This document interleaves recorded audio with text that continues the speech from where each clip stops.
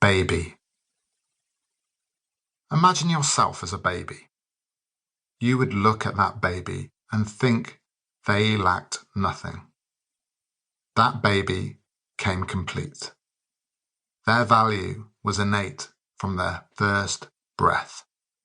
Their value did not depend on external things like wealth or appearance or politics or popularity. It was the infinite value of a human life. And that value stays with us, even as it becomes easier to forget it. We stay precisely as alive and precisely as human as we were the day we were born. The only thing we need is to exist and to hope. You are the goal. You don't have to continually improve yourself to love yourself. Love is not something you only deserve if you reach a goal. The world is one of pressure, but don't let it squeeze your self-compassion. You are born worthy of love, and you remain worthy of love. Be kind to yourself. Nothing is stronger than a small hope that doesn't give up. A thing my dad said once when we were lost in a forest. Once upon a time, my father and I got lost in a forest in France. I must have been about 12 or 13. Anyway, it was before the era when most people owned a mobile phone. We were on holiday. The rural, landlocked, basic kind of middle-class holiday I didn't really understand.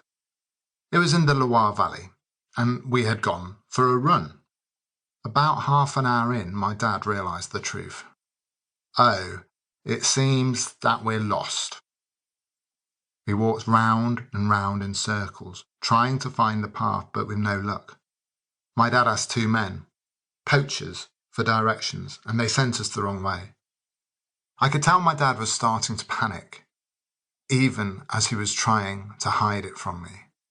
We had been in the forest for hours now, and both knew my mum would be in a state of absolute terror. At school, I had just been told the Bible story of the Israelites who had died in the wilderness, and I found it easy to imagine that would be our fate too.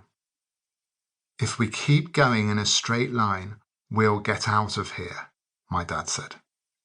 And he was right. Eventually, we heard the sound of cars and reached a main road. We were 11 miles from the village where we had started off, but at least we had signposts now. We were clear of the trees. And I often think of that strategy when I am totally lost, literally or metaphorically. I thought of it when I was in the middle of a breakdown, when I was living in a panic attack, punctuated only by depression, when my heart pounded rapidly with fear, when I hardly knew who I was and didn't know how I could carry on living. If we keep going in a straight line, we'll get out of here. Walking one foot in front of the other in the same direction will always get you further than running around in circles. It's about the determination to keep walking forward. It's okay.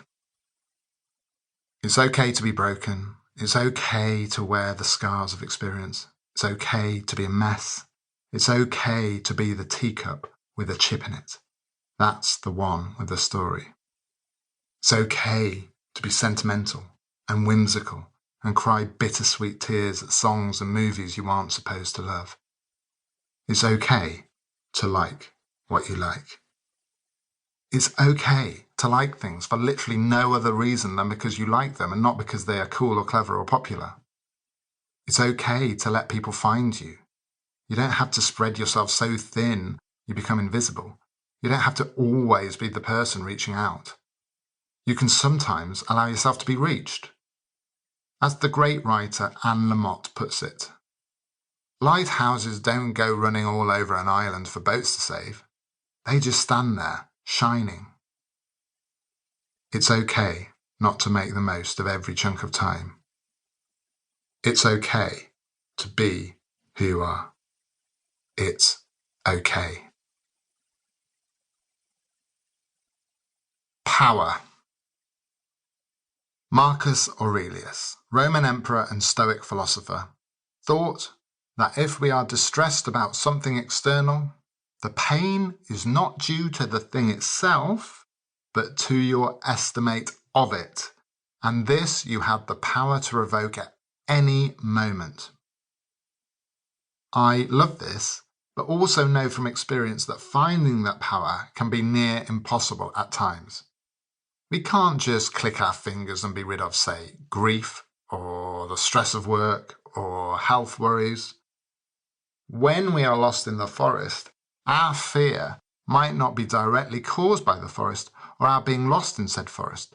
But while we are actively lost in the forest, it very much feels like the source of our fear is being lost in the forest. But it is helpful to remember that our perspective is our world, and our external circumstances don't need to change in order for our perspective to change. And the forests we find ourselves in are metaphorical, and sometimes we are unable to escape them. But with a change of perspective, we can live among the trees.